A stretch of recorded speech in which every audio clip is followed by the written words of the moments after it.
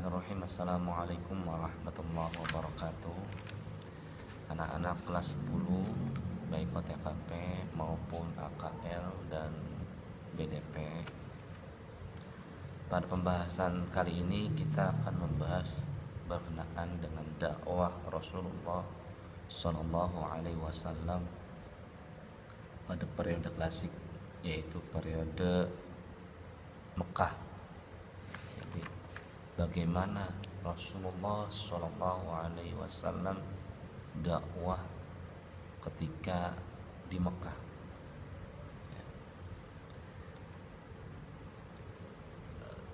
Bagaimana strateginya, apa yang diajarkan pada periode Mekah itu. Pertama, dakwah Rasulullah Sallallahu Alaihi Wasallam pada periode Mekah, di mana masyarakat Arab pada saat itu adalah didominasi oleh masyarakat atau disebut dengan masyarakat jahiliyah. Ya. Jadi objek dakwah Rasulullah Sallallahu Alaihi Wasallam pada awal kenabian adalah masyarakat jahiliyah atau masyarakat yang masih berada dalam kebodohan. Kenapa disebut kebodohan? Kok disebut bodoh gitu? Karena masa itu masyarakat tersebut itu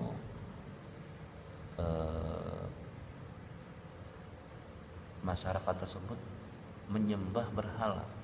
Ya, jadi berhala itu disembah.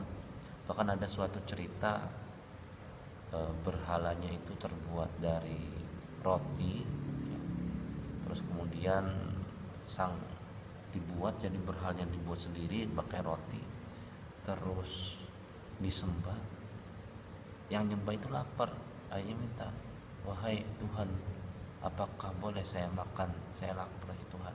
Dimakan, jadi disembah sendiri, dibikin sendiri, dimakan sendiri. Itu saking bodohnya masyarakat jahiliyah pada masa itu.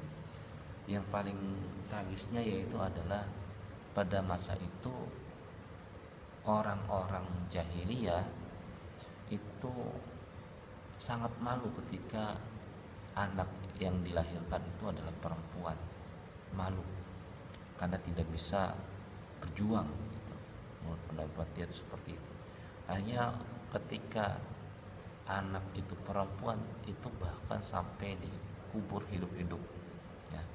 Jadi malu ketika melahirkan anak perempuan. Pada periode ini ada sebelum Nabi Muhammad diangkat, ya, jadi ada pengangkatan Nabi Muhammad Shallallahu Alaihi Wasallam sebagai Rasulullah. Kapan Nabi Muhammad Shallallahu Alaihi Wasallam menjadi Rasul? Yaitu pada ada yang mengatakan tanggal 17 Ramadan ya, 610 Masehi, ketika beliau gelisah dengan fenomena masyarakat pada saat itu, yang akhirnya beliau menyendiri di Gua Hira ya, pada umur 40 tahun, ya, gelisah, yang pada saat itu di Gua Hira, Jabal Nur ya. Jadi pada saat itulah Rasulullah mendapatkan mandat terbesar, yaitu diangkat sebagai utusan Allah. Ya, Nabi Muhammad tersebut diangkat sebagai utusan Allah. Ya. Turun ayat, yaitu tentang Al-Alaq. Bisa juga dikatakan pada fase itu atau kejadian itu turun pertama kali Al-Quran itu dinamakan dengan nuzulul Quran ya, jadi, ya, seperti halnya Iqra bismi rabbikal ladzi khalaq khalaqal insana min 'alaq dan selanjutnya ila akhirih. Nah, setelah turun wahyu pertama, turun pula nanti yaitu surat Al-Mudaththir. Karena saking takutannya Rasul, turunlah ayat Al-Mudaththir, ya ayyuhal mudaththir qum fa'anzir wa rabbuka fakabbir wa thiyabaka fatahhir. Ya. Apa ajaran pada periode Mekah yang dititik beratkan oleh Rasulullah? Yang pertama yaitu Rasulullah pertama dakwah di Mekah itu difokuskan kepada tauhid, yaitu adalah mengesahkan Allah Subhanahu wa taala dengan kalimat la ilaha illallah Muhammadur Rasulullah. Kedua, dakwah yang kedua yaitu tentang hari kiamat. Hari kiamat. Jadi pertama adalah tentang tauhid, yang kedua tentang hari kiamat, dan yang ketiga yaitu tentang persaudaraan. Lanjut setelah itu apa saja strategi dakwah Rasulullah SAW pada periode Mekah. Ya. Sedangkan kondisi pada saat itu kan masyarakat Arab, bagaimana pada Mekah pada Mekah orang-orang jahiliyah itu meninggalkan hukum jahiliyahnya, baik moralnya, baik hukumnya dan sebagainya. Strategi Rasulullah berusaha mencapai tujuan yang luhur tersebut, itu yang pertama adalah dakwah secara sembunyi-sembunyi. Dakwah secara sembunyi-sembunyi ini berlangsung selama 3-4 tahun dari ketika Rasulullah diangkat menjadi, ketika Nabi Muhammad diangkat sebagai Rasulullah. Dakwah sembunyi-sembunyi ini yang pertama yaitu adalah dakwah terhadap keluarganya. Kata Allah, wa anzir ashiratakal aqrab.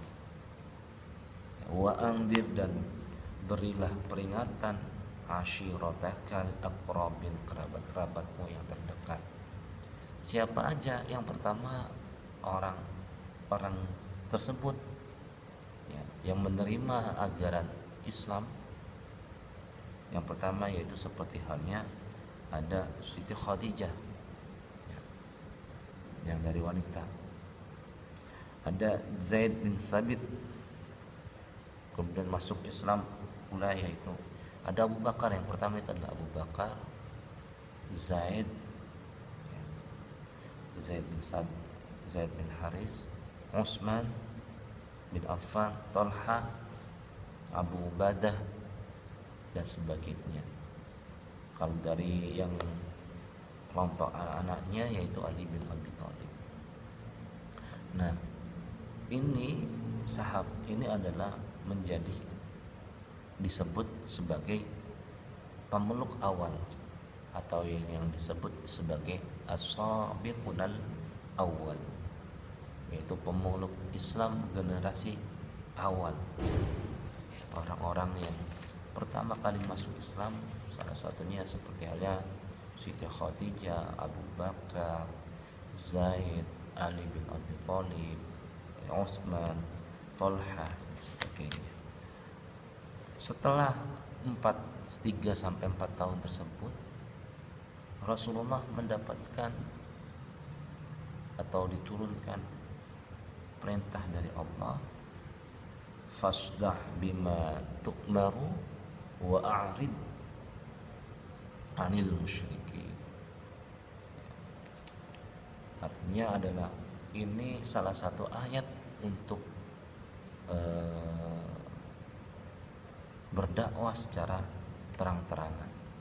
Jadi setelah 4 tahun sejak Nabi Muhammad diutus atau diangkat sebagai Rasulullah, maka turunlah perintah untuk dakwah secara terang-terangan ya.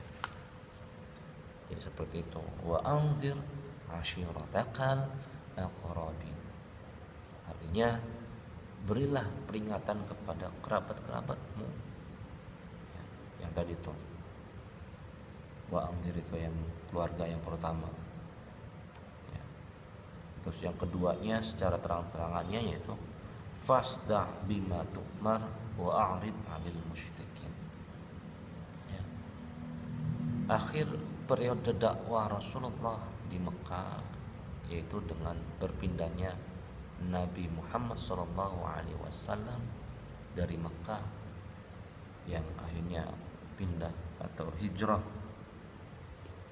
ya, ke Madinah, yaitu kurang lebih 13 tahun lamanya dakwah di Mekah. Cuma memang agak sulit ya. Bahkan ada beberapa orang yang mengancam ketika dakwah secara terang-terangan itu Rasulullah diancam dibunuh ya. Agar siapa orang yang mampu membunuh Rasulullah disembara padanya oleh pamannya sendiri, yaitu Abu Jahal. Jadi Abu Jahal kumpul terus memberikan sembara bahwa siapa saja orang yang mampu membunuh Rasulullah maka dia akan mendapatkan 100 onta merah. 100 onta merah itu ibaratnya kalau sekarang itu kayak mobil Mercy ya. 100 mobil Mercy. Akhirnya orang berlomba-lomba untuk membunuh Rasulullah, tapi tidak bisa karena Rasulullah dilindungi oleh Allah ya. Yang jadi itu mungkin sedikit yang bisa Bapak sampaikan. Nanti tugasnya kalian bisa lihat nanti di halaman 206 ya, kalian bisa lihat di situ, nanti kerjakan saja tugasnya di halaman 206. Nanti bisa kalau sudah selesai ABC-nya saja dikerjakan, kalau sudah kelar nanti bisa difoto ke Bapak. Terima kasih. Wallahu muwaffiq ila aqwamit thoriq. Assalamualaikum warahmatullahi wabarakatuh.